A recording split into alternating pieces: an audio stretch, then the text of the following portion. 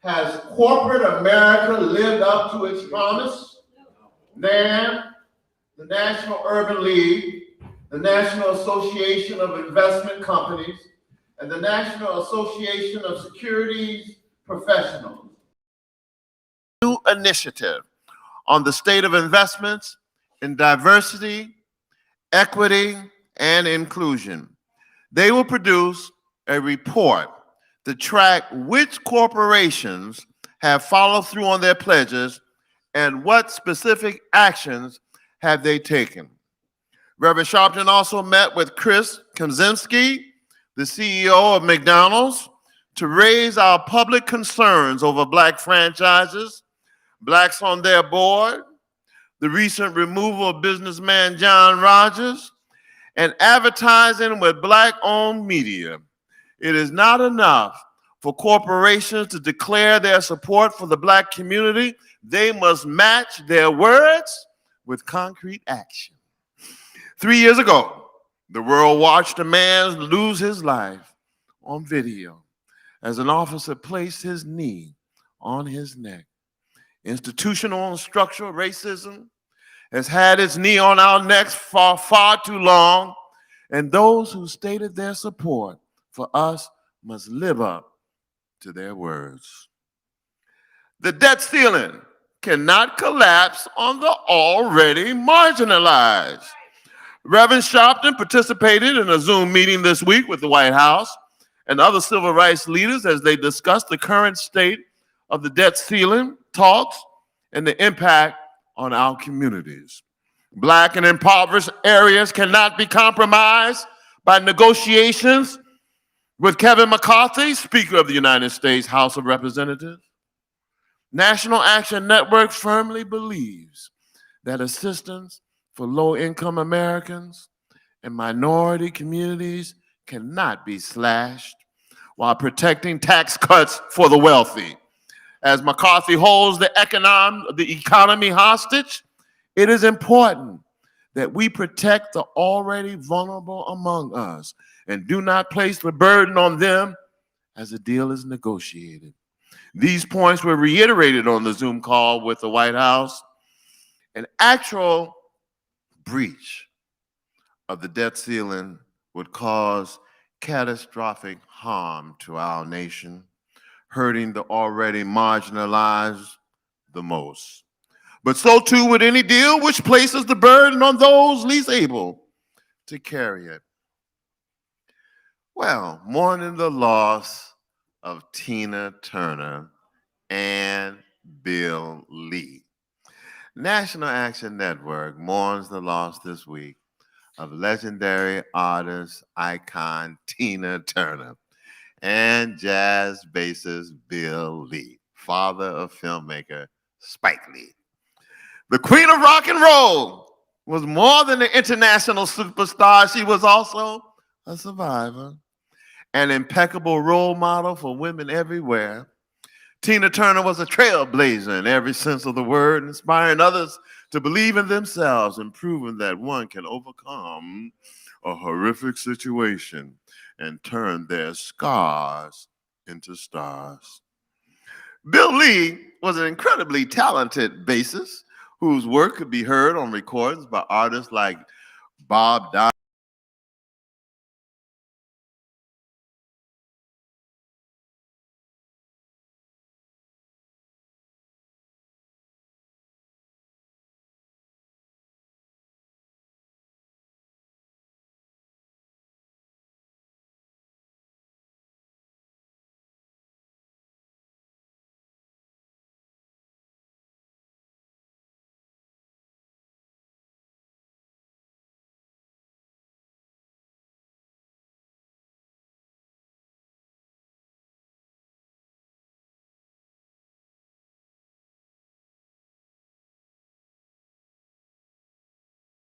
or if you're not a member of NAN, we welcome you to NAN and invite you to join us and get into the action today.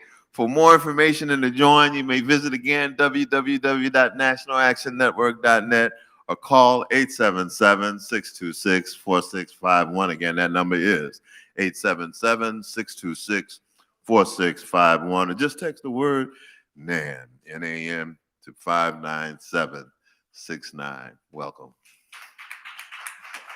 All right, thank you, Dr. Ponder.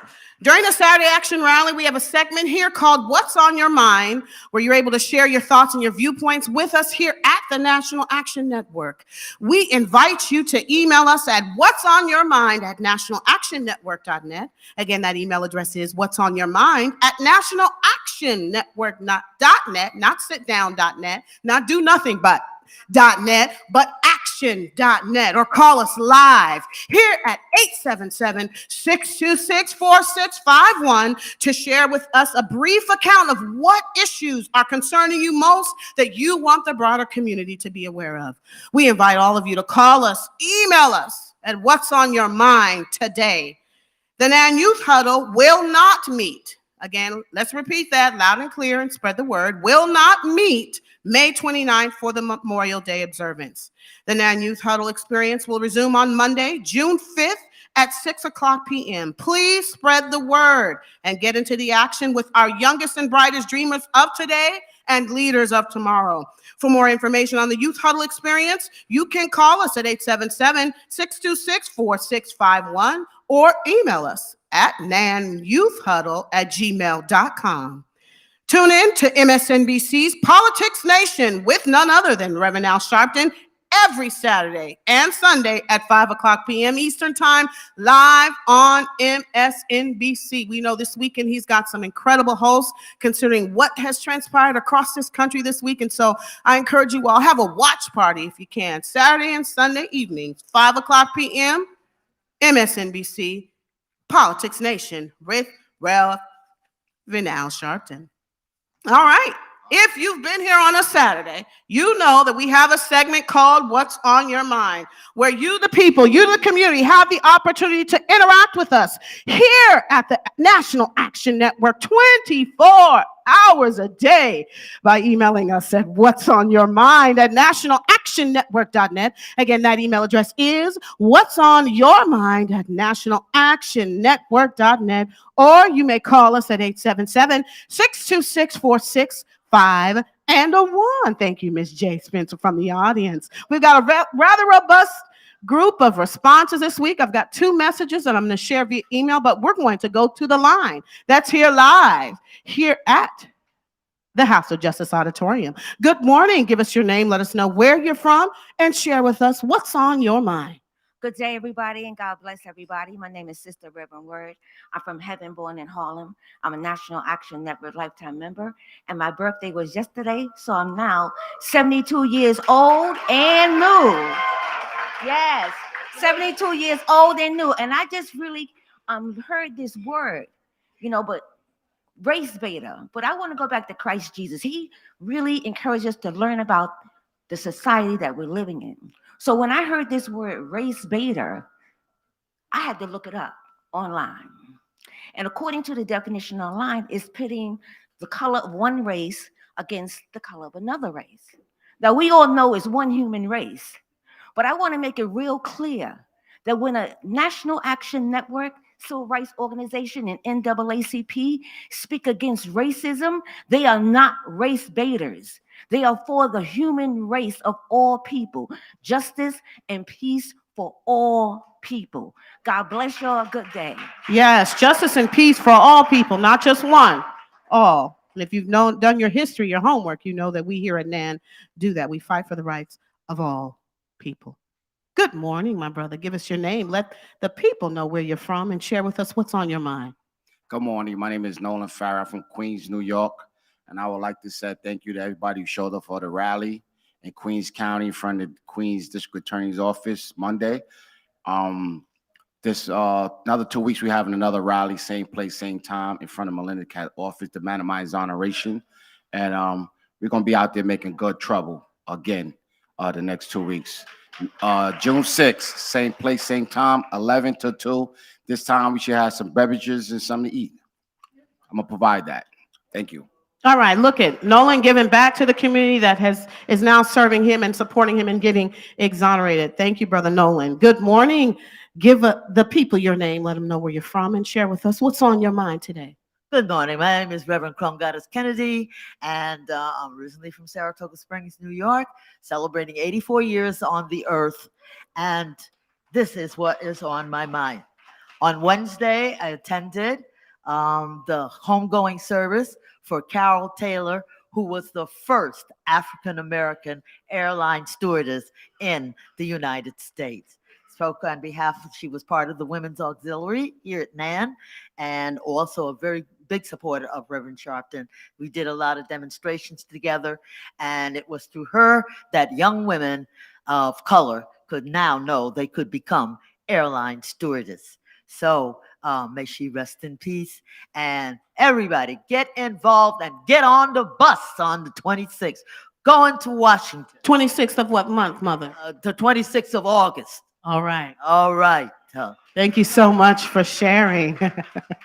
Yes, that again, if those of you who are not aware, August 26th, we will be commemorating the 60th anniversary of the March on Washington in Washington, D.C. We have buses departing from across this country. So if you haven't signed up, guess what? You've got an opportunity to do so today by calling at 877-626-4651, or you can go to our website, which is www.nationalactionnetwork.net. And listen, I don't want to hear anybody going by themselves. I want you to get at least 2 or 3 people to go with you so that you're able to share amongst the experience while you're there in DC, and certainly take away the talking points back to your respective communities and continue to do the work. That's the only way we're going to win at this race, and certainly win in terms of our efforts. All right, got 2 emails to share. One is coming from the daughter of Mother Ruth, I believe it is Johnson. I could be making it up, but that one of the mothers gave it to me this morning as I walked into the auditorium, and it's from her daughter, who wrote a very, very, very important message that she wants to share with us. What's on my mind is the discrediting comments and backlash of Harlem City Council candidate Yusuf Salam, one of the exonerated defendants in the infamous 1989 Central Park jogger rape case. Furthermore, critics have pointed out that he's not really a doctor in the traditional sense. We should all support Yusuf. Why? And listen carefully. They didn't say this when they elected Donald Trump in office. Police Commissioner Bernard Kerik, who was police commissioner for all 9/11 attacks, Kerik fell from grace when he became the first New York City police commissioner ever imprisoned on federal crimes. And to do a U-turn, Trump pardoned Kerik for tax fraud. More importantly, look at George Santos. He lied about his degrees. If Yusuf was not in prison for all of his years in jail, he would have attained a bachelor's, master's degree, and more. Yusuf should be able to be mentored by the best and given whatever he needs to become the city council for Harlem. Stand by Yusuf, written by Latasha Johnson. Our next is a letter from Letitia Latterpay. Dear Reverend Sharpton, I am writing to let you know how much I admire your tireless work for civil and human rights for anyone and everyone who needs you. You are there for every family, giving them support through your compassion and desire for justice. I am a huge fan of MSNBC and watch your Sunday program and all programs that you are on as MSNBC correspondent. Today, I watched you on Nicole Wallace after you had already attended the funeral of Jordan Neely. It is obvious to me that you believe we are all connected at the heart, and you strive to help everyone who has been wrongfully murdered, especially the mentally ill, who are always misunderstood, and young men of color. I don't know where you get your energy to do all that you do, but I want to thank you from the bottom of my heart. If we had more people like you in the world, what a beautiful place it would be. Sending you love and blessings. That's Letitia, out of New York, New York. And that concludes this weekend's conversation of What's on Your Mind. Keep in mind, everything you heard here was simply the thoughts and the viewpoints of the contributors and do not reflect those of the National Action Network directly. And you can interact with us 24, yes, I said 24 hours a day by emailing us at whatsonyourmind@nationalactionnetwork.net. Again, that email address is whatsonyourmind@nationalactionnetwork.net, or you may call us at 877-626-4651. Well, I almost turned it over to Attorney Hardy, but he's out of the office today. We're going to Tyrone Richardson, sultry music director here at the National Action Network. I really love you. I really love you because you first loved me. I really love you, yes I do. Say, really love you with all of my heart, Jesus. I really love you because you first loved me. I really love you. I really love you, yes I do. Say it again. I really love you. Yes, I do, oh God. I really love you because you first loved me. I really love you. I really love you. Yes, I do. Listen, how can you love me knowing all the things I've done? And then you show me when you gave your only son. I really love you. I really love you. Yes, I do. How can you love me knowing all the things I've done? And then you show me when you gave your only son. I really love you. I really love you, yes I do. Oh, how can you love me?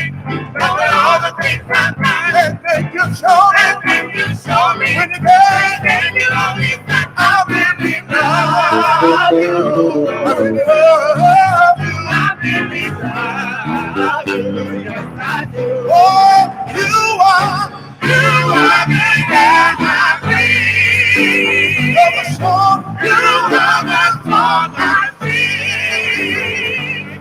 No one can compare to all the joy you bring. You bring. Oh yes, I love you. With all my heart. With all my heart. Oh yes, I love you. With all my soul. You burn. I really love you. I really love you. Yes, I do. Oh yes, I love you. With all my heart. With all my heart. Oh yes, I love you. Oh yes, I love you. With all my soul. With all my soul. Because you first loved me. I really love you. I really love you. Yes, I do. Because you first loved me. I really love you. I really love you. Yes, I do. Because you first loved me. I really love you. I really love you. Yes, I do. All right.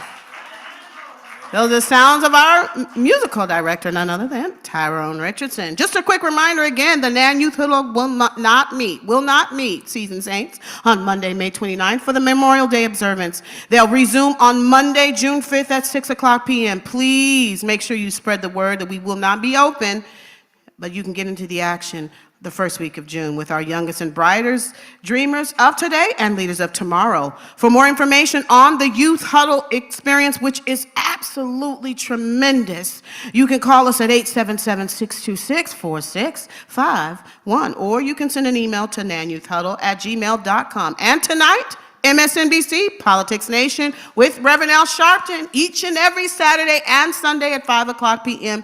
Eastern Time, and yes, it is live. Trust me, it's an experience if you haven't ever watched it, all right? Our members are hard to work, working on the ground to raise the issues and making change a reality in the country. Coming to you now to introduce the work that the Housing Committee of the New York City chapter has been doing for years is none other than our very own chaplain, Sandra Mitchell.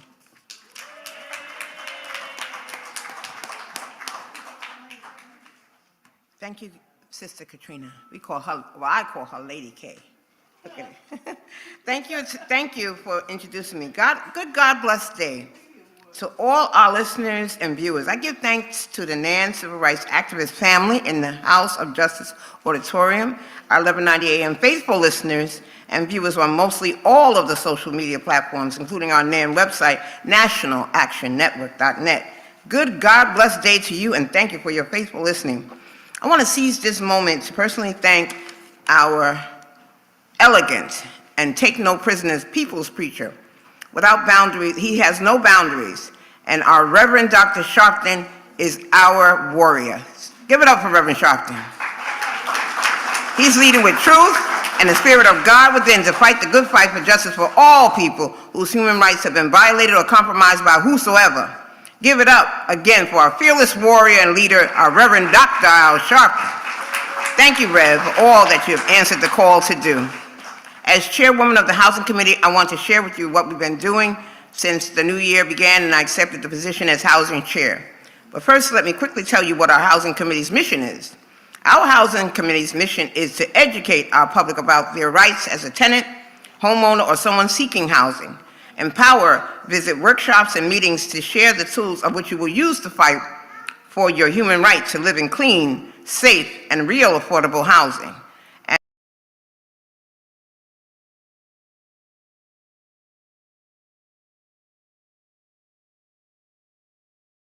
Tenants such as joining the Rights Council Coalition to ensure that tenants have free legal counsel when facing eviction or shutdown of services.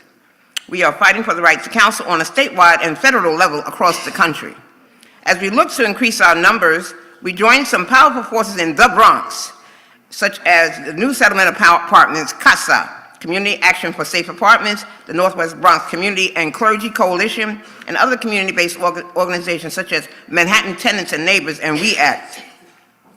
So join us right now, right here at the National Action Network by calling our toll-free number 877-626-4651. Tell the person that picks up the phone that Chaplain Mitchell invited you to join the Housing Committee. Then get yourself in high gear and make it over here to the House of Justice and join the Housing Committee so you can learn how to fight the good fight for housing justice. We are lifting our voices up high and working in collaboration on the following campaigns: Eviction-Free New York City, slow down of eviction cases in housing court to give time for tenants to obtain free legal counsel and properly prepare for their cases, proper funding of the right to counsel, and testifying at the Rent Guidelines Board and fighting against rent increases to pay for major capital improvements, also known as MCIs. For example, can you believe the greedy audacity of landlords that if they fix anything major in your building, like upgrading the boiler or installing a new elevator, replacing the windows, etc., the cost will be passed off to you for the entire life of your lease? So if you live there for 20 years, you're going to be paying for that boiler for 20 years. What? Now that ain't right. For that additional expense, we need to look into the Tenant Opportunity to Purchase Act, also known as TOPA, and the Community Opportunity to Purchase Act, also known as COPA. Join now. The Harlem Renaissance is coming your way. We need you. And in my closing remarks, I extend an urgent invitation for your presence at our upcoming HRA 2010E workshop for individuals seeking housing with housing vouchers. What good is a voucher? You don't know who takes it. Right here at the House of Justice, we're going to have it at 106 West 145th Street, between Lenox and Adam Clayton Powell Jr. Boulevard. I ask you to save the date for our HRA 2010E workshop, June 24th, 12 noon to 1:30 p.m. Right here at the House of Justice. It's going to be tight, but with the power of God Almighty together, we're going to make it all right. This workshop is a joint collaboration of my Housing Committee, the Crisis Division here at the House of Justice, the Disability Committee, and the Sports Committee. Yes, the only ones missing is you. Don't miss out. We need you here at the House of Justice, June 24th, 12 noon until 1:30. Will you answer the call to be equipped to fight the good fight and win? We meet every first Saturday via phone or text or at an off-site public location. Call us here right now at the House of Justice on our toll-free number, 877-626-4651. Leave your full name and best contact number and or your email, or you can email me, Chaplain Mitchell, at abundantlifesandra@gmail.com. When you call, tell them that you want to join the Housing Committee with Chaplain Mitchell as a humanity connector and galvanizer to fight the good fight, because housing is our human right. Let's learn together to be strong, proactive housing advocates who are well-equipped and empowered to fight. What? Housing is a human right. Thank you for your listening ear. God richly bless you.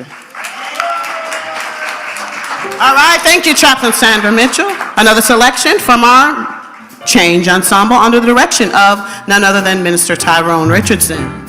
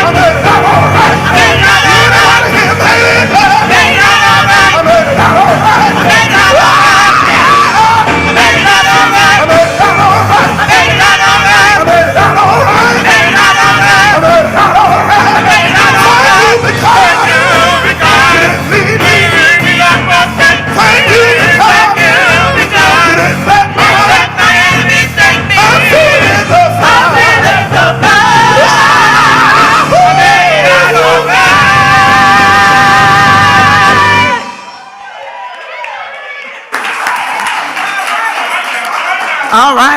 I made it out. All right. Membership at National Action Network is more than your typical membership. It's a way of life. It's the members and supporters that keep our organization going towards reaching the fulfillments of the people we fight for on a daily basis. For those of you who are not members of NAN, we encourage you to take the time to get into the action and help us shape history. Join NAN today. You can do so by logging on to our website, www.nationalactionnetwork.net, or if you are at home sitting and watching us on live streaming, you can click on the link on the website, or If you're sitting at home watching us streaming, you can call us at 877-626-4651. There are people who are here waiting to take your information and welcome you into the Action family. You can even text us now to become a member. Text the word NAN to 59769. You'll automatically be contacted to activate your membership. Now, every Saturday, we have an inspirational word coming from one of the leading pastors here in this city. Here to grace us with his presence today is none other than Reverend Brandon Cobb, the executive pastor at Renaissance Church in the great village of Harlem. Let's give him a hand as he comes.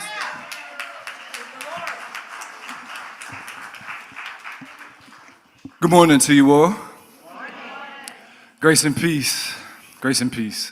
I also want to say thank you to Patrina. She's the type of person that I'm here to talk to you about this morning, doing the faithful stuff. She's over here lifting chairs and organizing and singing. This is a 4-part harmony up here. It was actually a 5-part harmony. I don't know if y'all saw that. She's over here with a microphone.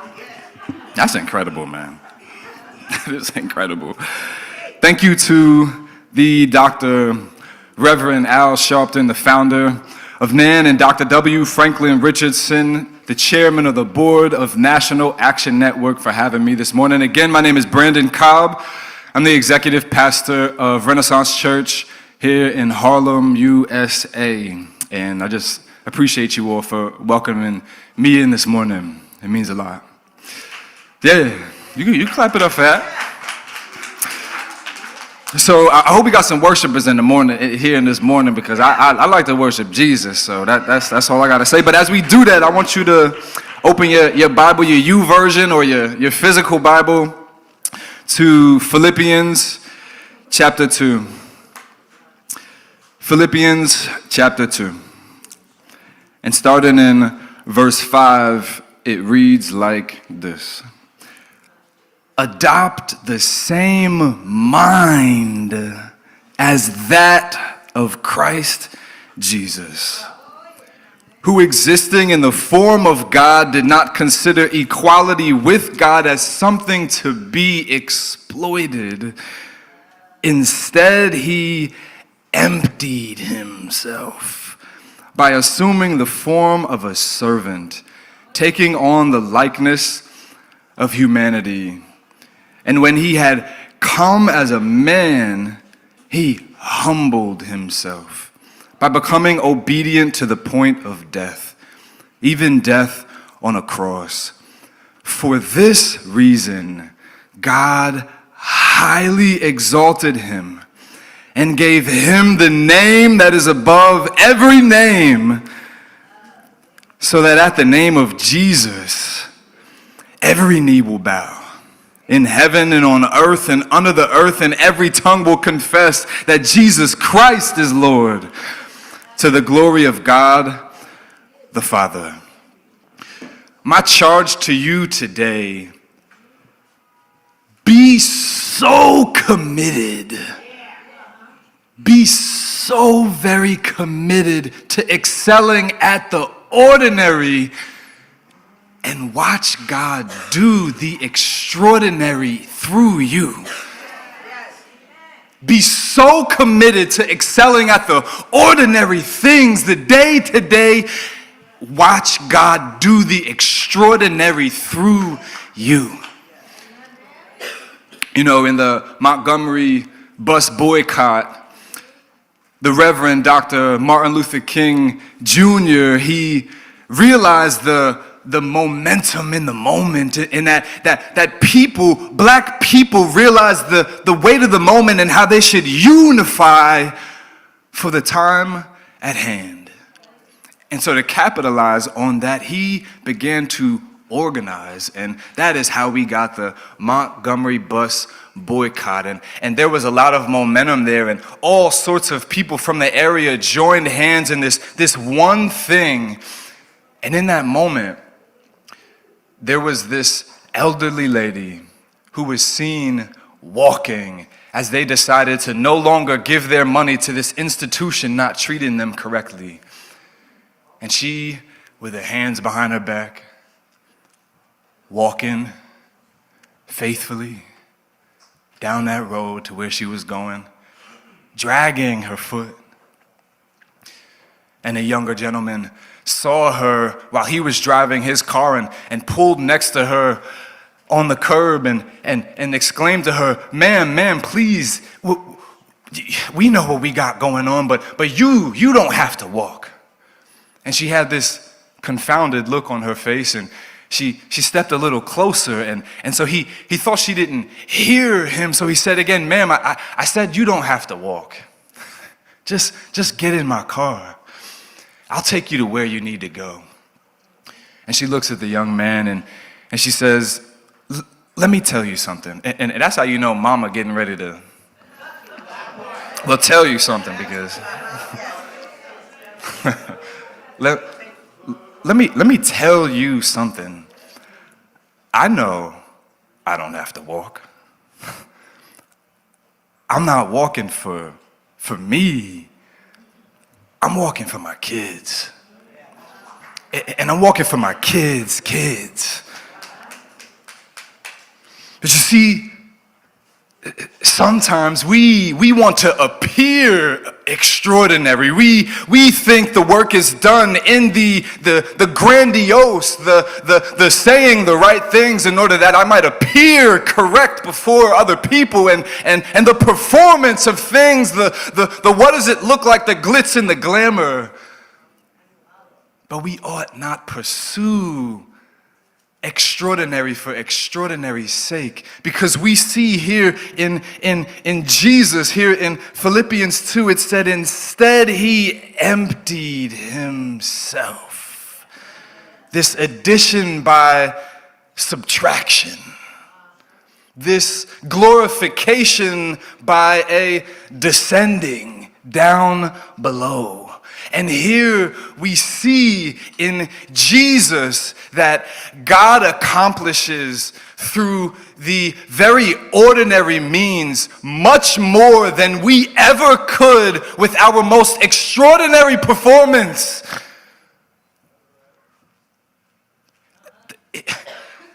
In Jesus Christ, we see God put on human skin and be born poor in the hood and become a victim of state-sanctioned violence for you and for me. And so in Jesus, we see that God doesn't discard power. He doesn't throw it away. No, in Jesus, we see power perfectly leveraged for the good of others. And so it is in Jesus Christ, and in Him alone do you and I also participate in power perfectly leveraged for the good of others. How do they sing it? There is power, resurrection power in the precious blood of the Lamb. Power, wonder-working power. I'm not trying to give y'all another selection this morning. In the precious blood of the Lamb. So in Jesus, we see that the ordinary things that God calls us to excel at are not powerless, are not ordinary at all. In fact, the ordinary things that God calls us to are the most coherent and fulfilling use of the extraordinary. The worshiping God, the serving other people, the living generously, the commitment to the seemingly mundane. That is the work. That is the work. It is power. It is the power of God to save and to serve. You know, coming to mind is this amazing woman that lives on my block named Barbara Chappelle, here between Lenox and 7th. An amazing, powerful woman of God. She was born on that block. She's lived there her entire life. And as I say her name, none of y'all might know her. But you know, she organizes block parties for the kids. so that they would have positive experiences with their neighbors, that maybe when they're older, they're not the one doing something bad to their neighbor. She fed hundreds of people on Lenox Ave this past Thanksgiving. And she could cook too. She has a little business. I'm not here to plug it, but Miss B could throw down. Miss B. She faithfully serves the garden on our block. She cares for people. She prays for people endlessly on our block. She is committed to excelling at the ordinary things. And my, oh my, extraordinary power is displayed through her service to this community, and no one knows her name. We need the Reverend Al Sharptons of the world, but there can only be one. We need thousands of Miss B's.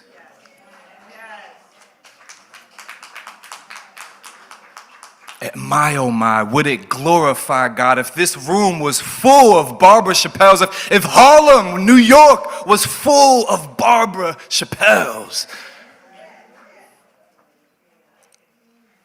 That God would see you excelling in the ordinary and do the extraordinary through you, see you excelling at connecting people to Jesus, to his people, and to his purposes. Would it be so in Harlem as in heaven? All right. Would it be so in Harlem? Would it be so in your city as it is in heaven? Let's all take on the servant's heart, certainly as we go into this Memorial Day weekend. All right. Another selection from our very own National Action Network Change Ensemble.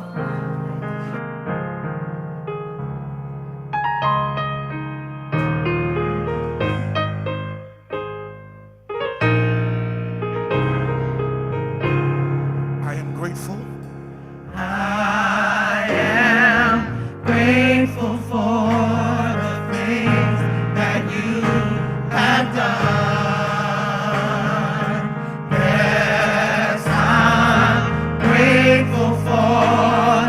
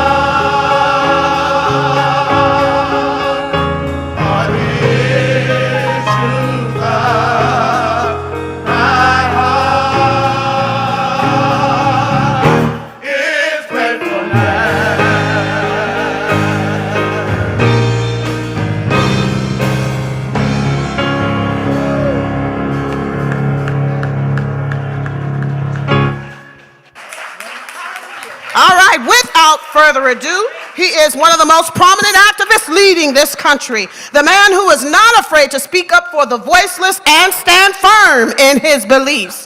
He is the president and founder of National Action Network and has devoted his life to helping our people. Stand to your feet at home and here in the house to welcome none other than the Reverend Dr. Al Sharpton.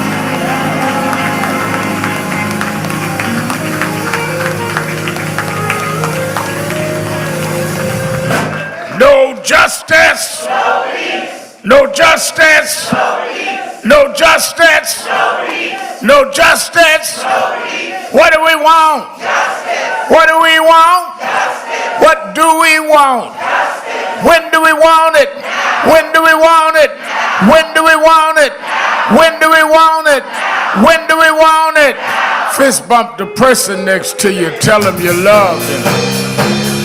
Never give up.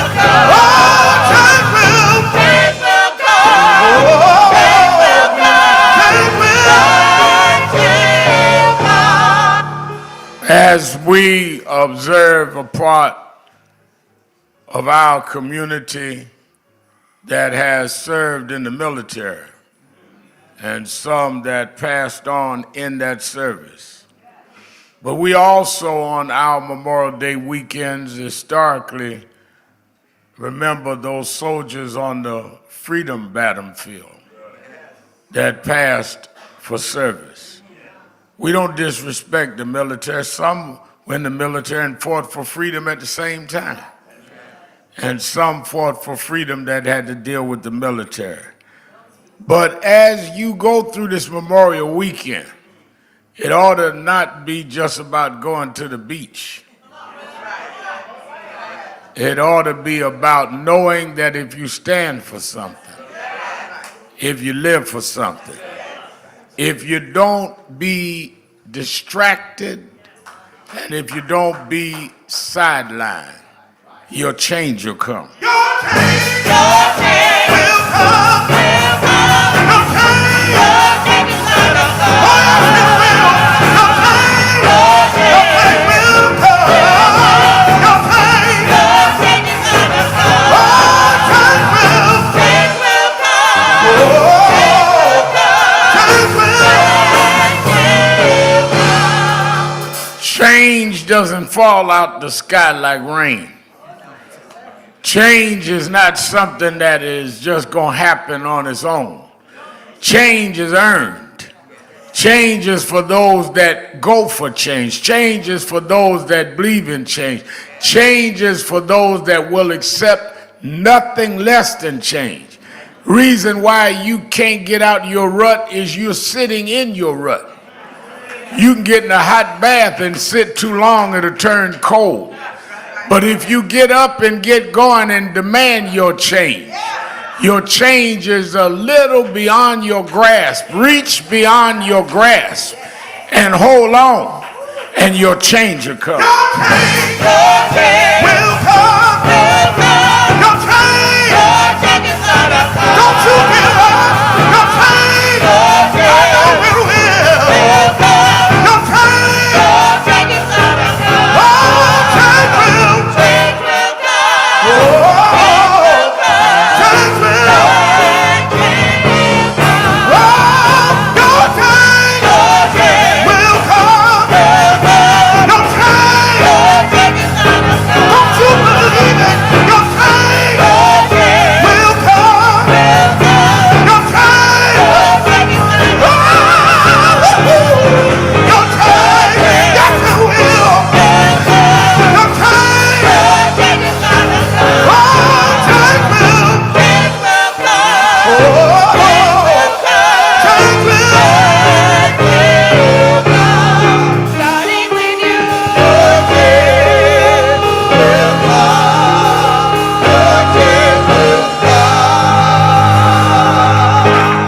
National Action Network Change Ensemble. Give them a big hand. Give them a big hand. Certainly, we're happy to be with you another Saturday morning for the Saturday Action Rally. That for you that are here live at the House of Justice, 106 West 145th Street in the Village of Harlem. And for you that are listening live on 1190 WLIB AM in New York and watching us on various media platforms, we're happy to be with you another Saturday to give our report on where the action is. Give a hand to our presider, Sister Katrina Jefferson.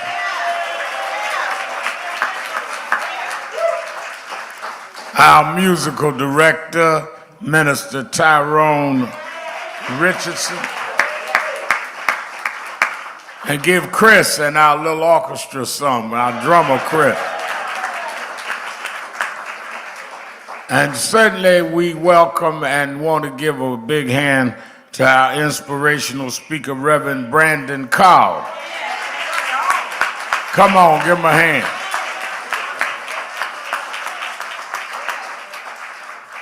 Took y'all to Philippians this morning. Great message of inspiration. And certainly we honored the presence of one of our real heroes and icons in the movement, Bishop Herbert Daughtry is in the house.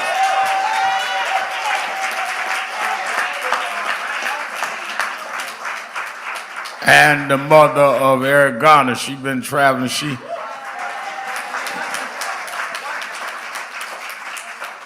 wasn't here last week, she was in California. But you know if she's in town, she's here. And she didn't tell me, Bishop Daughtry, what she was doing in California. I hope they ain't got no new movie coming out that I don't know nothing about, but she was in California. But like we used to sing in church, we'll understand it better by and by.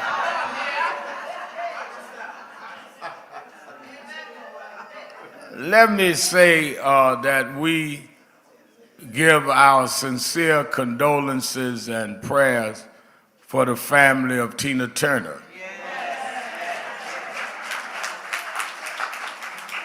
Tina Turner made her transition this week. And, you know, I think a lot of us don't understand the kind of challenges that some of the artists that made it many years ago and survived, what they had to go through. Because of my relationship and eventually became like a father and son relationship with James Brown, I got to know a lot of the artists that survived from when I was a kid to all the way until now. And one thing that people forget, Tina Turner started at a time that blacks could not even stay in the dressing rooms of the venues they played for. One of the reasons that I think a lot of the artists that are out here now have a sense of entitlement. You know, I see some of the writers, they call it, that they want this, that, and the other. They down to what temperature they want in the room or the dressing room, and how the whatever beverage they're gonna drink has to be chill. A sense of entitlement. Stuff they want in the green room, most of which they're not even gonna use. And they don't understand that if they are entitled to anything, if they are entitled to anything, it was entitlement that came from struggle that opened them doors, not because they were just born with a gift. First of all, a gift is just that, a gift. You didn't decide in your mama's womb you're going to be a singer or a musician or an artist. You were born with a gift that God gave you that you did nothing to earn.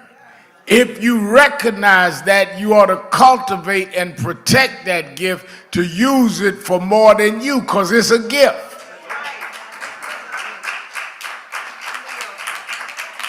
The minute you start acting like your gift was self-made, you begin to lose yourself. And one of the things that Tina Turner did was never forget that.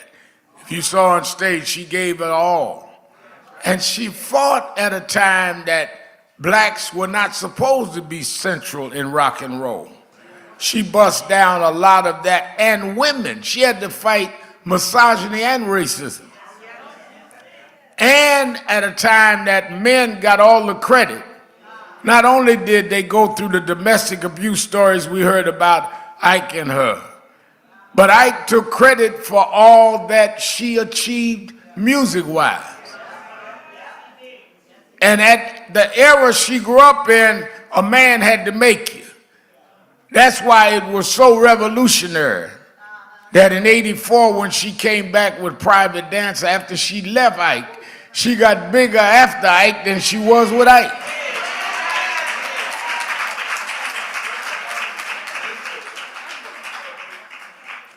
The reality is that we have, in the rationale that we give, that we got to put up our black men because they were in many ways so neutralized and emasculated under slavery and segregation, and they were. No doubt about that, the slave masters treated black men in a way to really try and emasculate him. But at some point, you cannot fight against that emasculation by becoming a misogynist against your women.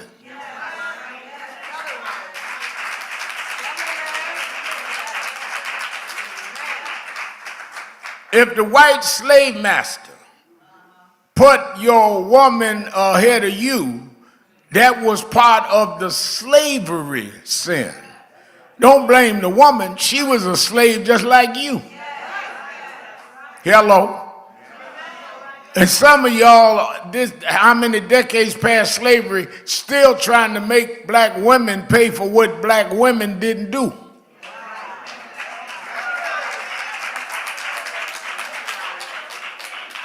I was on Nicole Wallace's show yesterday with Deadline White House in the afternoon with Stacey Abrams. And part of what disturbed me is that Stacey Abrams, who had registered all the voters, changed the game, the political game in Georgia, and ran again for governor and mobilized and galvanized. And Senator Reverend Raphael Warnock ran for Senate, and Ossoff ran for Senate. They won, first black, first Jew to go to the Senate from state of Georgia. She lost on the same ticket. And part of it was they said, well, black men didn't want to vote for her. Something sick about that. Well, you understand, Red Mal, black women are getting everything. You got a black woman vice president, put a black woman Supreme Court, black woman states is just too much. Well, I hear you, but let me check something. Was it a black woman that brought your ungrateful butt here?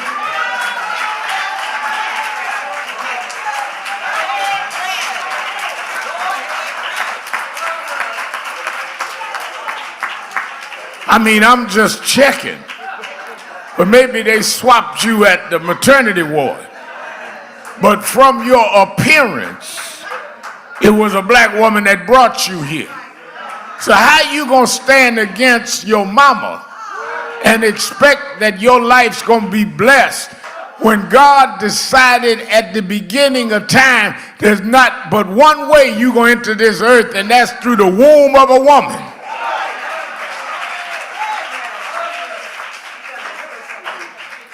Let's welcome our family, our Impact Television family joining us. We need to do so in memory of Tina Turner. I want to raise that point of misogyny and racism. She fought against both and made a real dent in the culture of this country and the culture all over the world. May we always remember Tina Turner.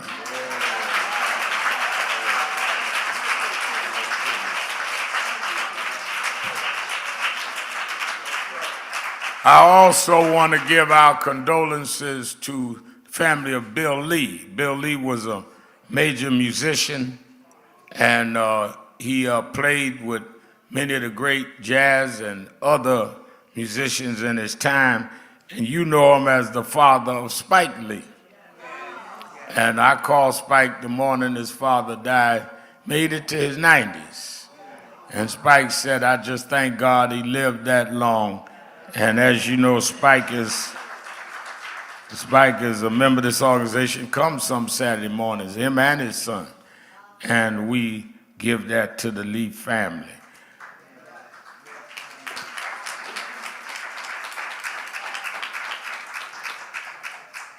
Let me also salute all of those families that on Memorial Day celebrate those family members that died in military duty and those that have served in the military and those that have been soldiers in the struggle for justice. We salute them. My last book, Righteous Troublemakers, I talk about people that died in the movement that nobody knew their name. So I'm not anti-dealing with the military, but I add also those that went to the front lines and fought in the battles for justice and fought in the battles for freedom. I do memorializing on all of them. So as y'all go to the beach to tan your tan or go to your cookout, I guess me and Bishop Daughtry get some extra kale or something. We don't be eating all that stuff y'all do. Let's remember both those soldiers. And the thing that is interesting to me about it is that in the week leading to Memorial Day, I want to also thank y'all, Senator Nolan and Reverend, you that went to Queens and stood up with them this week.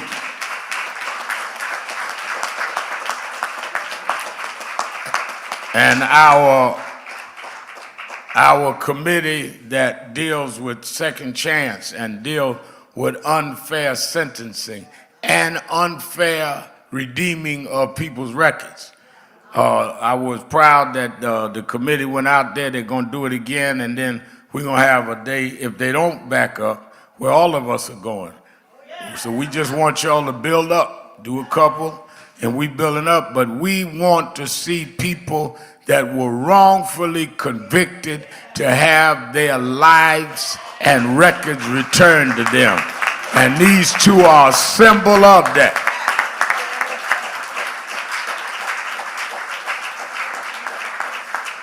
You can't give them their life back, but you can give them a clean slate to live the rest of their life.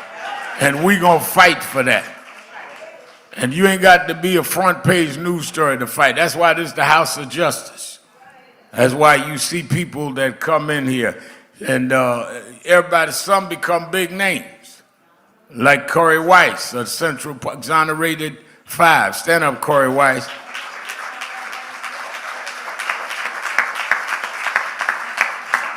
And some don't become big names, but we fight for all of them. I go out with Corey Weiss, they be getting his autograph. But they wasn't in the room when he was fingerprinted and thrown in a cell for 13 years.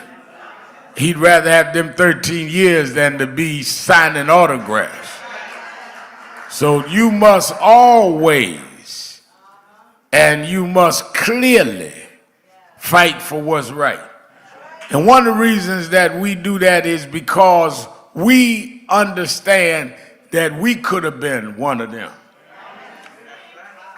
Just like they mistaken them, they can mistake you. And you want somebody to fight for you. And we gonna fight for them, and we don't care who like it. We gonna get this thing straight.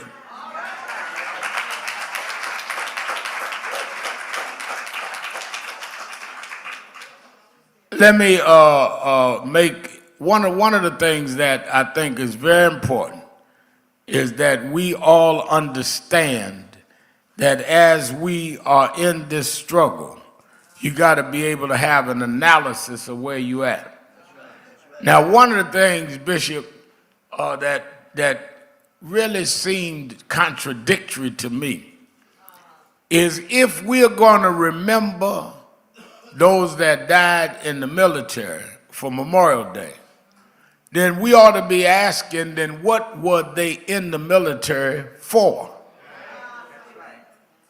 They started this country, founded the country. Y'all just saw them have the coronation of King Charles. And some of the people were saying that one of the reasons that they don't have American presidents encouraged to go, I don't know if it's a rule or just some people talking, but that the United States was founded fighting against the monarchy in England. The idea of the country was that we were not going to have a monarch or a ruler. We were going to have elections. Am I right? The concept of the country was one person, one vote. The concept of the country was freedom. The concept of the country was we were not going to have royalty. That was the concept. And based on that concept, people went to Lexington and Concord and fought the battles that we were taught about in school. That was the concept. Now, it never lived up to the concept because it didn't include women and it didn't include non-white males. And in terms of us, blacks, we were legally deemed as 3/5 of a human. So they weren't talking about us, but they had the concept that all men were created equal. That was the concept. All right, well, if you're going to fast forward to 2023, how do you celebrate people that died for the concept in uniform, military people, and in the week leading up to it, you have people that are against the concept that decide they're going to distort what the country ought to be about? Well, what you talking about, Reverend Al? I'm talking about how you have a guy like Ron DeSantis who's doing all he can to change American history by banning books and banning the story. How are you celebrating people that died, but you want to edit out what they died for? If you are proud of your history, then why do you need to edit and change the history? You can rewrite it any way you want, but the history is the history. Here's a man run for president, announced this week. Decide he's going to announce it on Twitter with Elon Musk. And the Twitter didn't twit for him.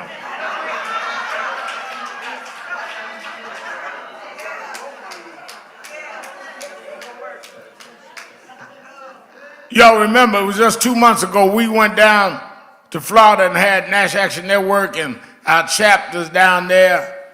Reverend Holmes, who heads our Tallahassee chapter, and Reverend Tolliver, Bishop Rudolph McKissick. We led 1,500 people on the Capitol because they're trying to take out black history, trying to edit and decide which books they're going to ban. You need to tell the whole story, or don't tell the story at all. And part of the story is, as we talk about memorializing the military, is that blacks fought in the military when we were still under slavery and under segregation. Don't forget now, it was blacks that joined the Union Army under duress and saved the Union. You can't talk about the great United States without talking about that those that died, that gave their life to keep it as the United States.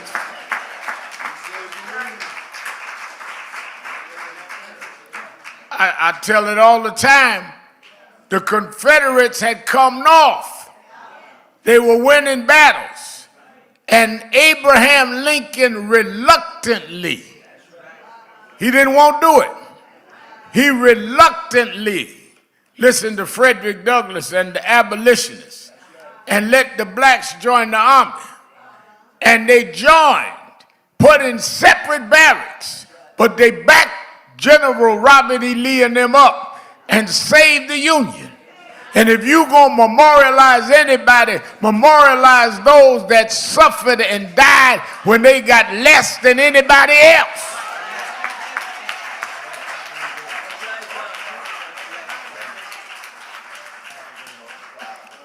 We held a flag that didn't hold us. Why? Because those that had a concept of democracy, we had a concept that if we kept fighting, that we'd be part of a nation that denied our basic humanity. And we still fight. That's why we going to Washington August 26th, because the fight ain't over.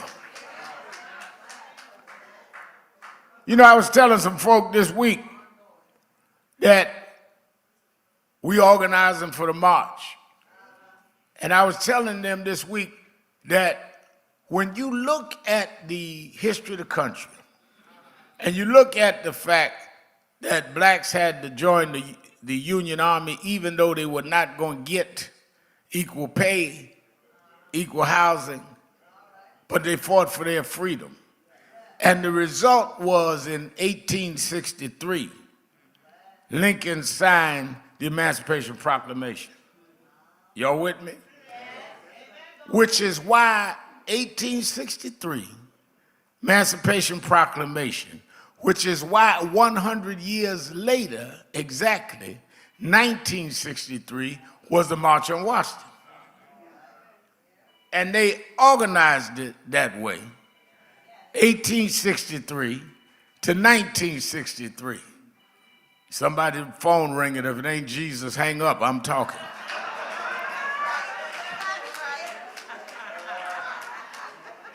And he usually don't call on cell phones, but I won't get in the way of your religion.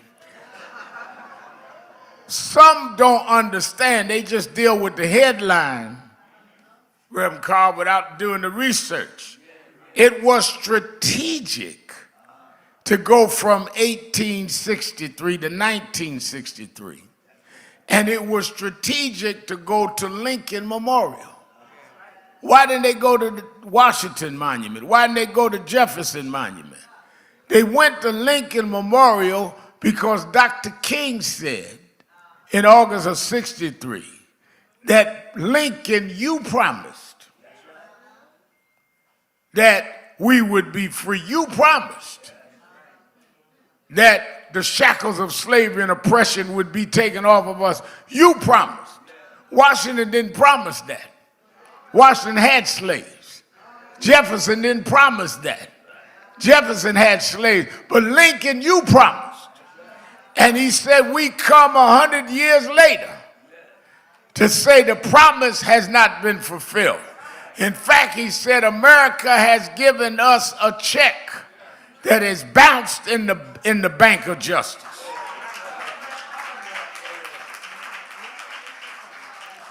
Well, we're coming 60 years after the march, August 23, with Martin Luther King's son, Martin Luther King III, and the family, and all kinds of people.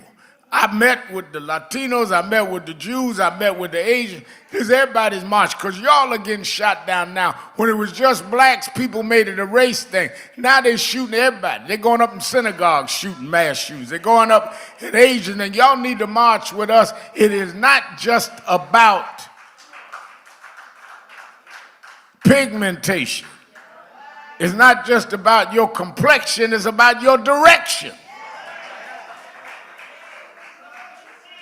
There's some folk, our complexion, it ain't with us. And it never was. Hello. So it's in that context we go 60 years later to say, yes, 60 years ago they marched.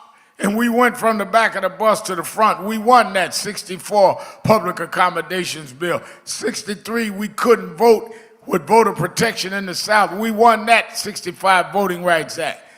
63, we were in bad housing. We won some of that. But 60 years later, they're trying to neutralize and change the voting.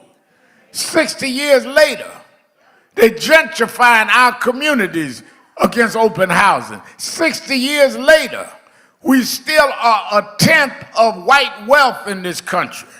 60 years later, we are still fighting against police brutality. 60 years later, we are still not equal in the corporate world and in the social service world. 60 years later, we still got to fight. And if we could come together by the tens of thousands 60 years ago under these conditions, why are you sitting around? When is the last time we came in mass? People talk about, I'm tired of marching. You ain't marched. Most folk talk about they tired of marching. They ain't never been to a march. And there hasn't been a national march since 2020. But we're going to come with our numbers and show them in the midst of the rise of banning black books that we come to Lincoln to collect on the promises.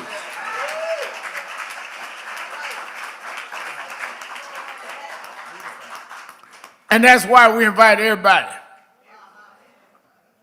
Somebody asked me the other day, Reverend Al, who's on the program? First of all, who's on the mall marching? We ain't got to the program. We may not do the program till the night before.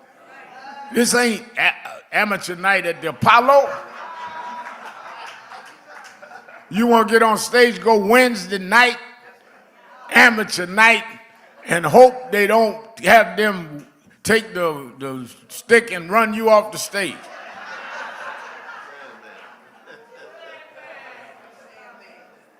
Sandman.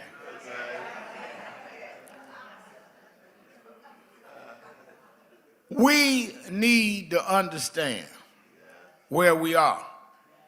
Do you understand that they're saying, I want you to get this 60-year thing later as we in this Memorial Day weekend.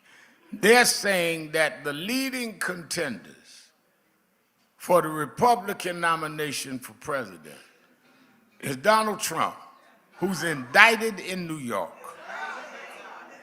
who's lost a civil lawsuit against a Playboy girl, lost another civil lawsuit against a woman who says he assaulted her in the dressing room of a department store. He lost that. Under investigation in Georgia and in Washington. He's the leading Republican. Y'all talk about second chance. He gonna need to join the second chance committee in a minute.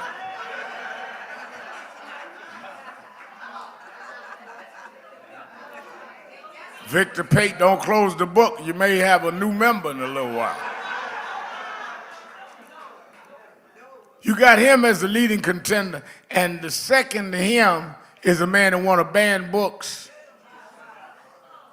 and that has done everything in Florida to try to change the voting rules and the voting laws.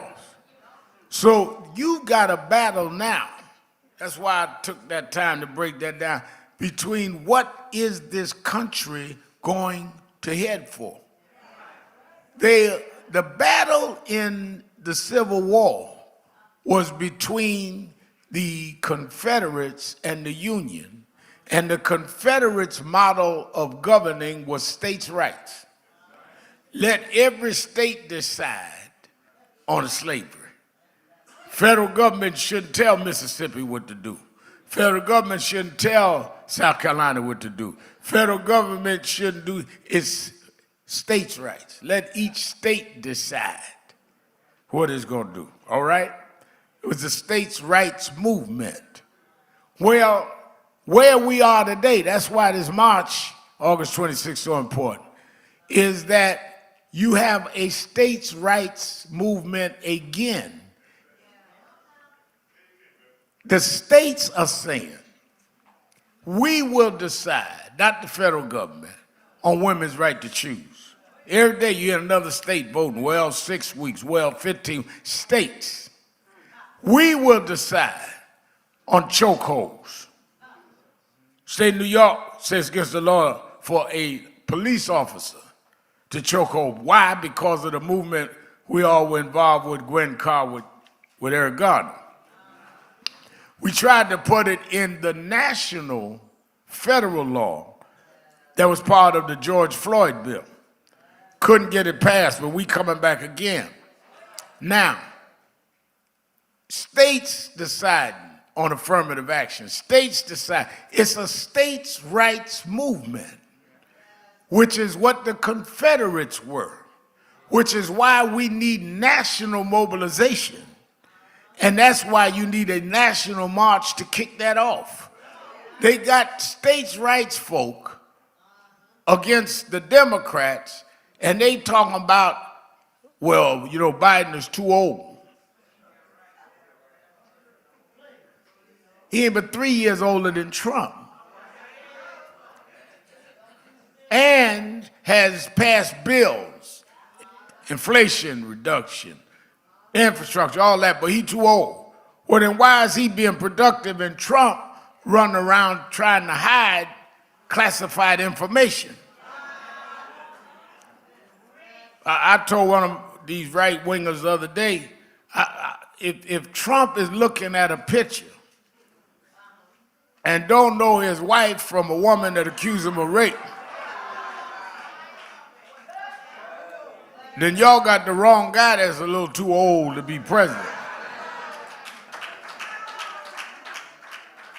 Now, the other side of that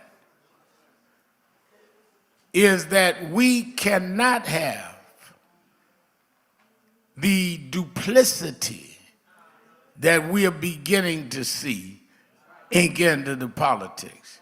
What do I mean? At the same time now, you got DeSantis and you got Trump. Now, Senator Tim Scott, South Carolina, announced he's running. Now, Tim Scott's a nice guy, cordial. I met him a few times. our National Action Network, when we do our thing on Capitol Hill every year, he has come. But let me tell you something. Tim Scott, Senator Kamala Harris at that time, Senator, and Senator Cory Booker were the group of bipartisans that was supposed to get the George Floyd bill through the Senate. Scott represented the Republicans, Harris and Booker represented the Democrats. Everything was moving forward. We were on our way. Then one day I got a call from Cory Booker. Kamala Harris had gone on to be vice president. It was him and Scott. He said, the problem we got with the bill is Tim Scott said he cannot support qualified immunity. That's Tim Scott now.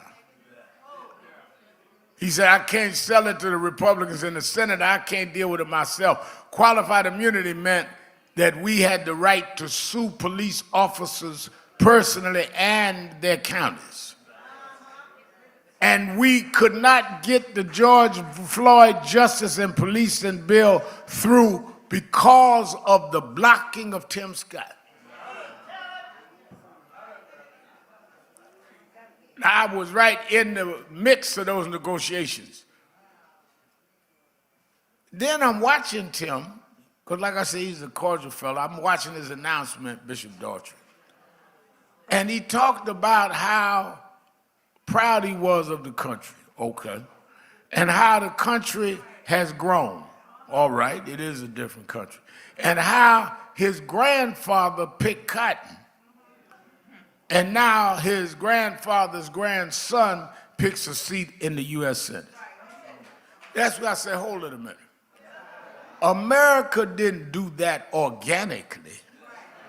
America did that because some people fought, died, went to jail, suffered, was beaten, was tear-gassed, tore their families up. America didn't open that door for you. People down in the South that spent nights in jail, they opened that door for you.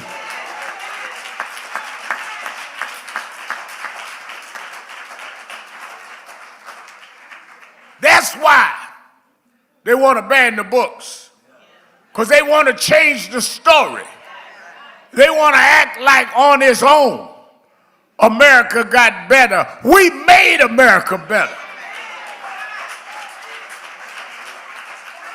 Didn't nobody invite us to the front of the bus.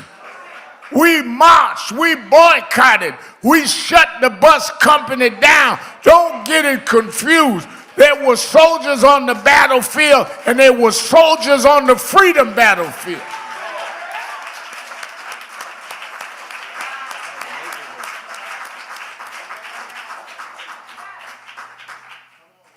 People suffered and died.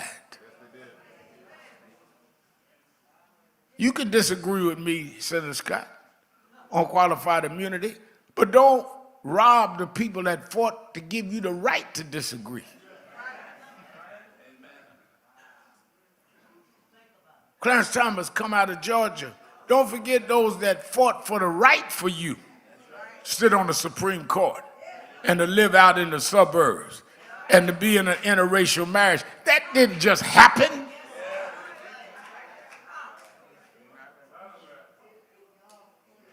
That's why Reverend Daughtry and I are talking in the back with Gwen Carr, and June 17th, they're going to commemorate the killing by police of Arthur Miller.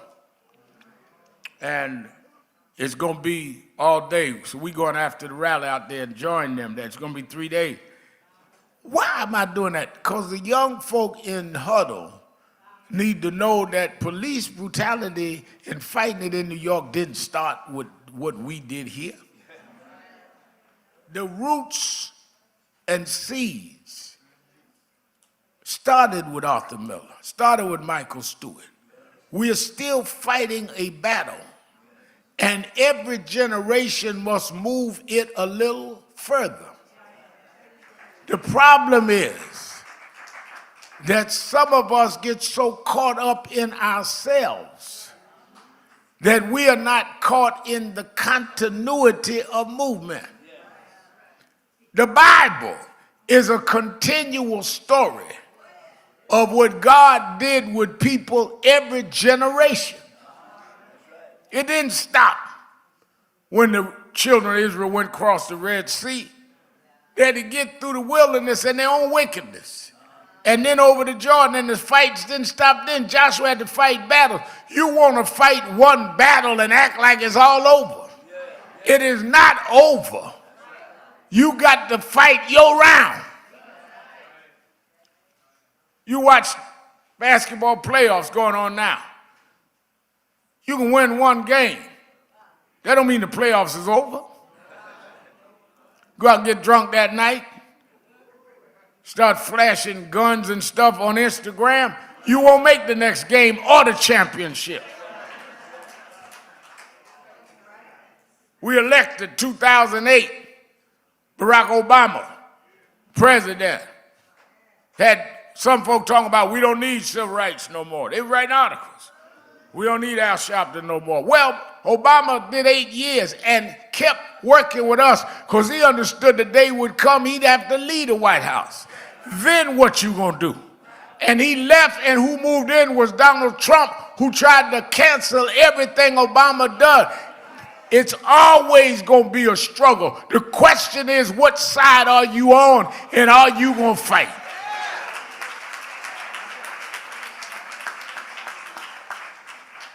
That's why when they brought the children of Israel over to Jordan, a lot of folk missed this. And they set up the stones of the 12 tribes of Israel. And some said to Joshua, why are we doing these stones? We done been across the Red Sea 40 years ago over to Jordan. Now we know that God delivered us. He said, no, these stones are not for you. One day your children will ask, what do these stones mean? And that's when you can tell the story of how God himself interfered with the affairs of men and backed water up so that we could be free. I'm going to Washington. I'm fighting every day, even though I know that Fox News is going to talk about me. But I'm fighting that one day Marcus Al will know that in the middle of banning books, in the middle of choking unarmed men on the subway, that we fought back. We did not fail to be on the battlefield.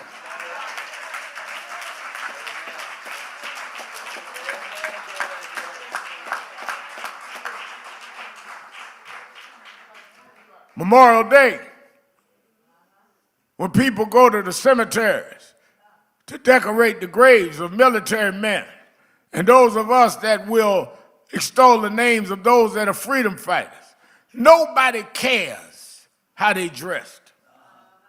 Nobody cares what kind of car they drove. Nobody cares how much money they left in the bank. They care for what they stood for. And the problem is that a lot of us have stood for nothing. And that's why when we're gone, it will matter to nobody but you. I can't tell you.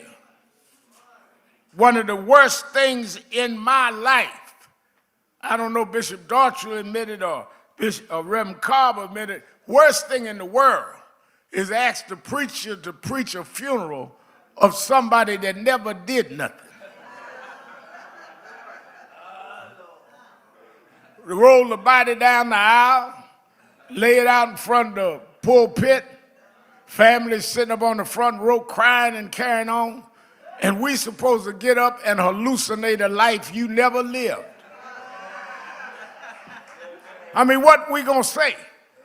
You was born, went to work, come home, sat him in a chair, watched television, ate, belched, farted, went to bed, and died. Now, what scripture am I supposed to find about you?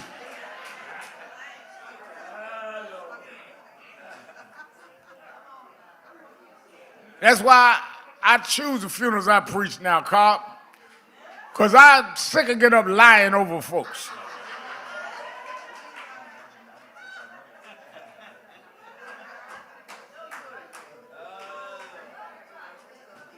The only way your death gonna mean something is if your life means something.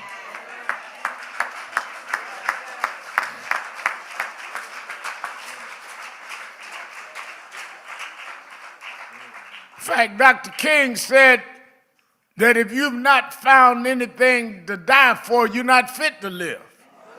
God didn't bring you in this earth to just have fun. You're supposed to be committed to something other than yourself. Some of y'all got a job and more committed to happy hour than the work you do.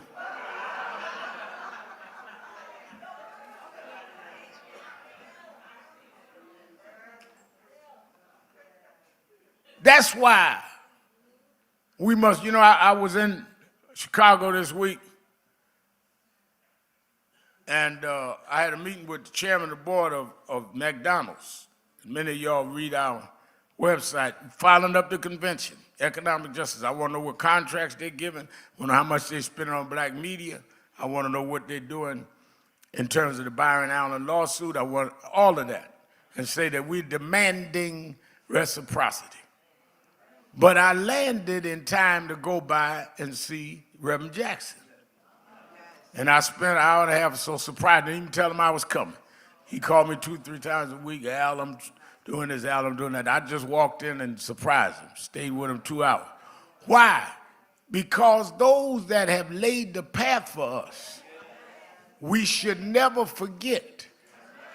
That's why, as I talked about the tribes of Israel, there's the scripture say, remove not the ancient landmarks. If you find people that don't want to deal with the people that have paid their dues, get away from them. You can't trust people that don't appreciate the people that made a way for them, because they will never appreciate you if they don't appreciate those that made their way.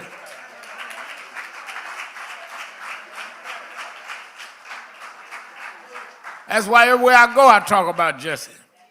Everywhere I go, I talk about Herb Daughtry. I talk about Bill Jones. I talk about how when I was a little boy, one of the reasons, I was telling Eric Adams that, one of the reasons that I'm as whatever they want to call me, is I grew up at a time of Adam Clayton Powell not caring who didn't like him, but passed 60 bills through Congress. The Great Society of Lyndon Johnson was legislated by Adam Powell. And his home political base was taken care of by Lloyd Dickens. And Lloyd Dickens' daughter, Inez, came in that lineage, like I came in the lineage. In fact, Inez is here today. Stand up, Inez Dickens. She sitting there in the rally.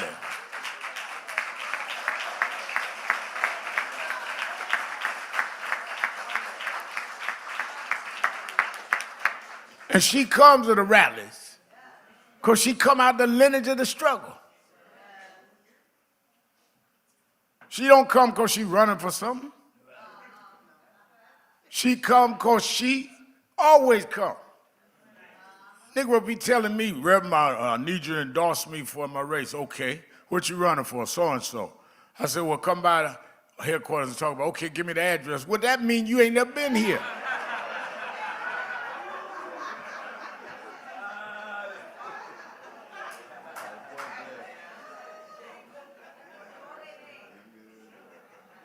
I said, well, just get in your car and put in the navigator justice, and the car bring you right over here.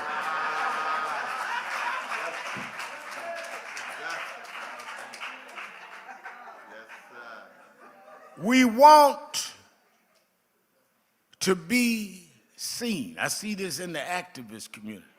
They jumping on some of the young activists, and I told them, y'all gotta be careful with stuff.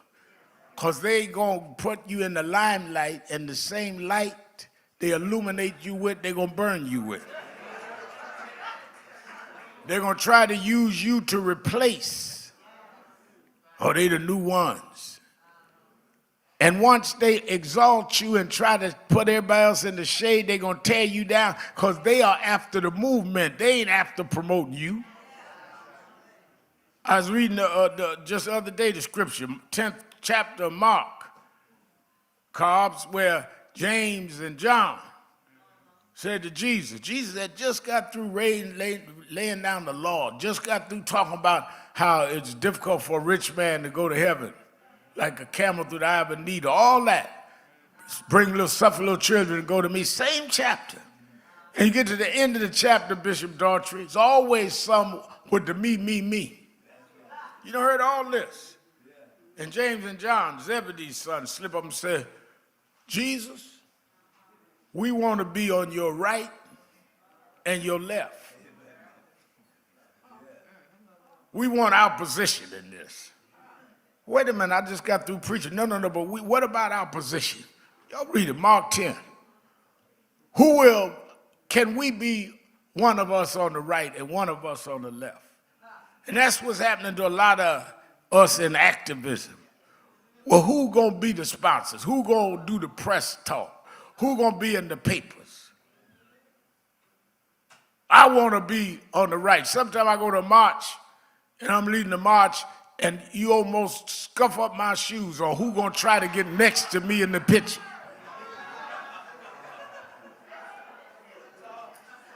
Y'all be seeing us holding arms, about to break my arm. Because you figure if you're next to me, you're going to make the evening news. It ain't that they love me, so they trying to get in the picture. Who going to be on my right? Who going to be on my left? And Jesus said to them, well, can you drink it of the cup I drink? Get all of this profile cost a price. Can you go through the baptism that I was baptized in? You want to be on my right and left, but you're going to have to bear a cross. You're going to have to be scandalized. You're going to have to be talked about. You're going to have your whole life turned upside down. Can you bear that? They say, yes, we can. He said, but let me tell you this. It ain't even up to me who gonna be on my right and left. It will be who is prepared. Y'all get that now? Y'all want to be in positions without preparation. That's why I don't like these do-it-yourself preachers. Went to sleep one night, ate some potato pie before you went to sleep, so you had a funny dream and woke up thinking you was called, but you wasn't prepared. Do-it-yourself activists got mad about one thing and jump up, and all of a sudden folk been out there 30 years, don't know nothing. You got the new strategy. You just woke up. You just got up, and everybody else that had brought us this far, that stopped, stop, and frisk, that did everything, they don't know nothing no more. You who was home watching Popeyes, now you gonna run up ahead of everybody else.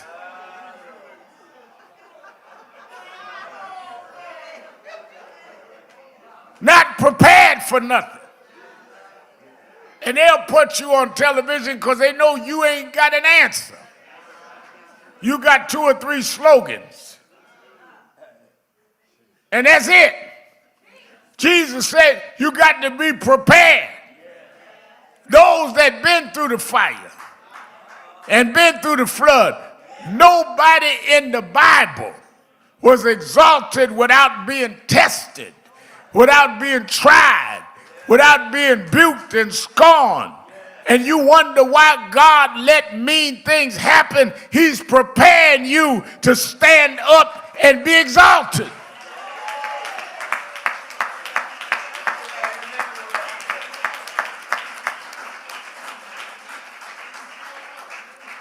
There's a difference between those that are prepared and those that are adjusted. Worst thing in the world, worse than being discriminated against. Worse than being a slave is to adjust to it, to act like that's where, that's just the way it is. And that's what's wrong with too many of us. That's why we meet on Saturdays. That's why we go march on Washington. We are not going to adjust to you banning books. We're not going to adjust to you choking us on subways. We're not going to adjust to you taking our voting right. We're not going to adjust to you making us go back. We're maladjusted.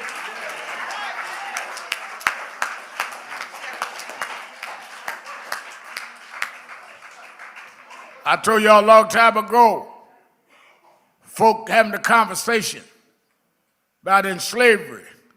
They had talented slaves.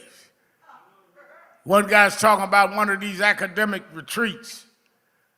And I was on the panel, said, you must understand, even in slavery, we had talent. We had slaves that could sing. And he gave one of the slave songs. Another one talked about there were those that were smart and snuck out and learned how to read and wrote poetry in slavery. There was others that developed such culinary skills that even the master wanted some of the food they had. And I understand and celebrated all of that when they got to me on the panel. I said, I didn't want to be a singing slave. I didn't want to be a cooking slave. I didn't want to be a smart slave. The only kind of slave I wanted to be was a runaway slave.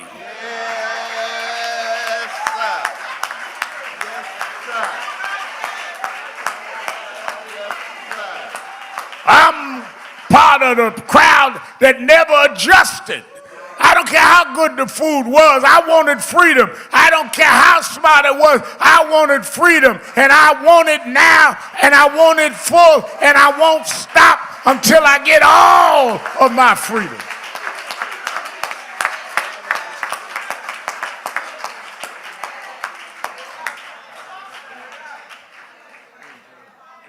I want it all. I don't want some.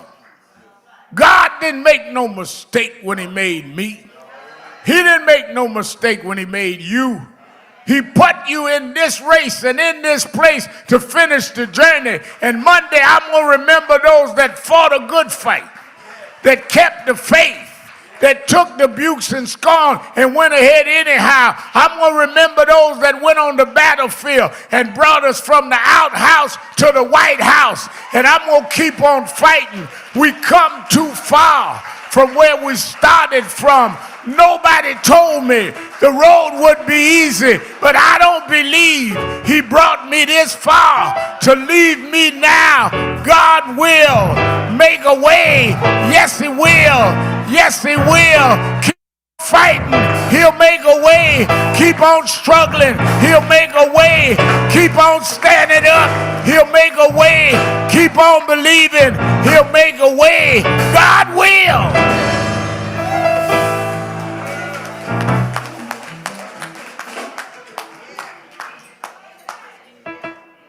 Beams of heaven as I go through the wilderness, through this wilderness below. Guide my feet in peaceful ways.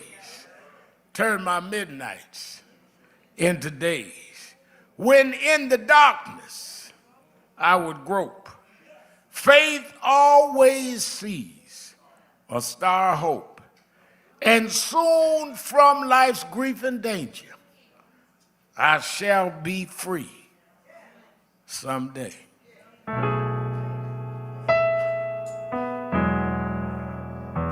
Beams of heaven as I go through the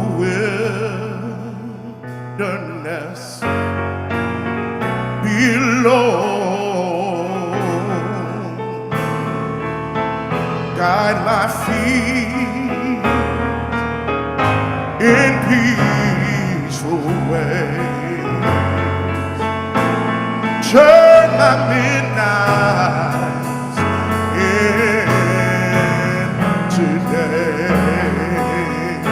When in the dark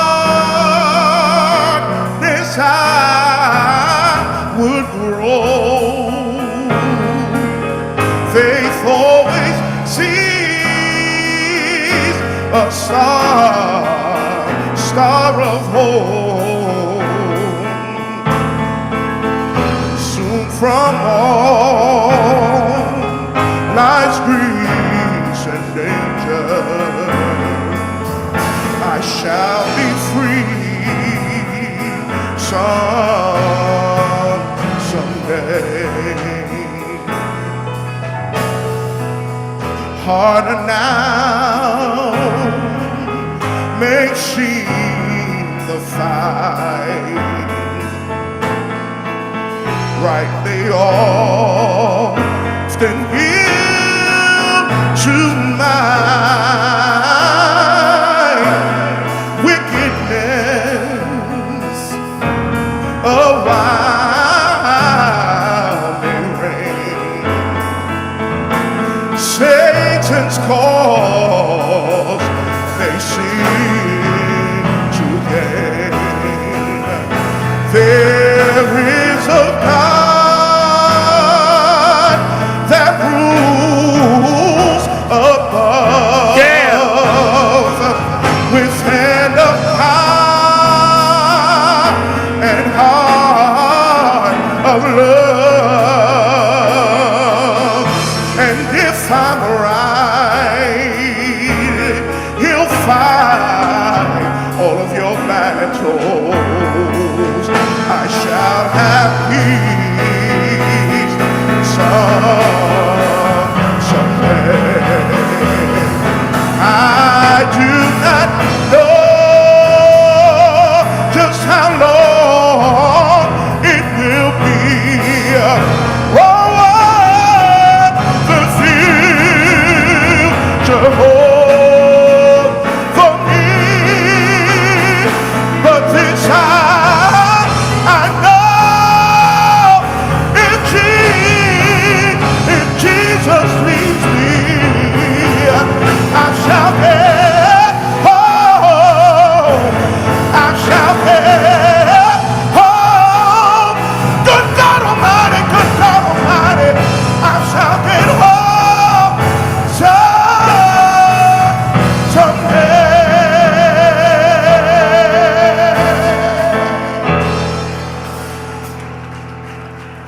Everybody's singing. Everybody's singing. Everybody's singing.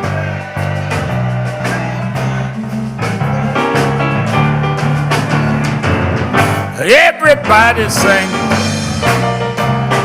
Sing it like you mean it. Sing it like you mean it.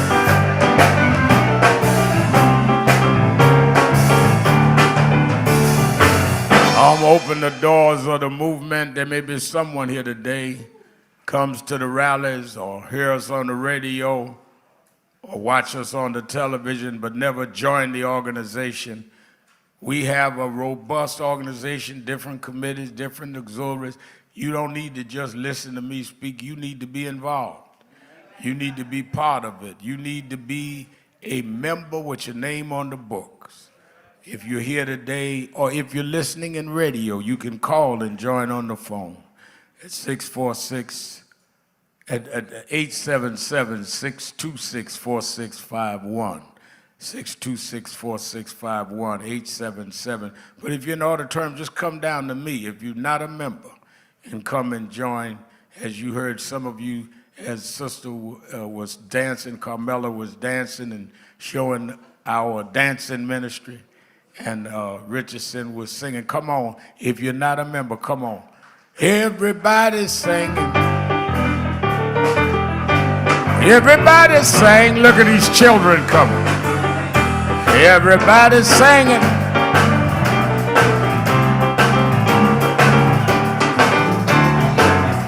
Everybody's singing. Everybody's singing. Everybody's singing.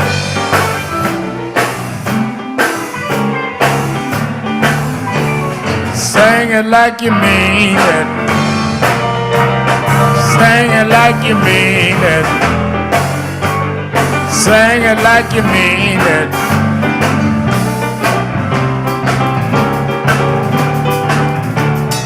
We want justice. We want freedom. Everybody singing.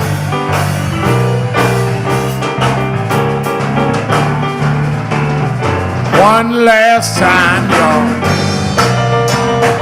One last time, y'all. One last time, y'all.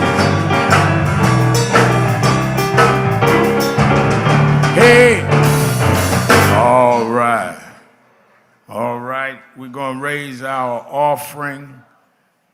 And I'm going to let you go. We tell people 9 to 11. I'm right about 2 minutes to 11. We'll be a few minutes over, but we're going to raise our offering quickly and let you go.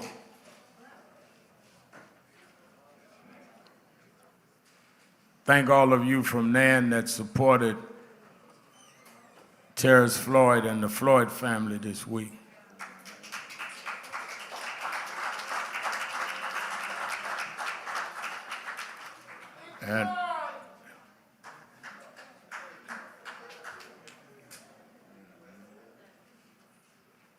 And we again thank y'all that went to Queens. We're going back, Second Chance Committee, and then that don't get it.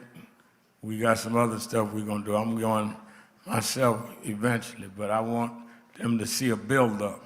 We're not gonna let these brothers just go like that. All right, let's raise our offering. Let's move quickly. I need about 10 people and give me 100 Memorial Weekend dollars. I need about 10. Guardians, $100. Anonymous giving $200. Anonymous. Minister Winston Gilchrist, $100. Come on, need some more 100. Bishop